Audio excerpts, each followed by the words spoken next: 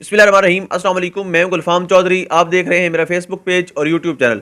आज हम बात करेंगे पाकिस्तान की सियासी सूरत हाल के अंदर पॉलिटिकल प्लेयर्स और ख़ास तौर पर ये इम्पोर्टेड हुकूमत रोज़ाना की बुनियाद पर कोई ना कोई एक ऐसी हरकत कर देती है जिससे इनके जो अज़ाइम हैं वो वाज़े हो जाते हैं, जिससे क्लियर हो जाता है कि ये क्या इरादे लेकर आए हैं, जिससे ये वाज़े हो जाता है कि अपना निगरान वज़ीर आला बनवाने का मकसद क्या था। उसके पस पर्दा इनके जो ढेरों मकासद हैं उनमें से एक न एक मकसद रोज़ाना की बुनियाद पर एक्सपोज हो रहा है, रोज़ाना की बुनियाद पर सामने आ रहा है। यानी कल की अगर हम बात करें तो कल चौधरी परवेज़ इलाही के घर एक भारी तादाद में पुलिस फोर्स ले जाकर एक रेड की गई, छापा मारा गया और बग़ैर किसी वारंट के उनके घर की तलाशी ली गई।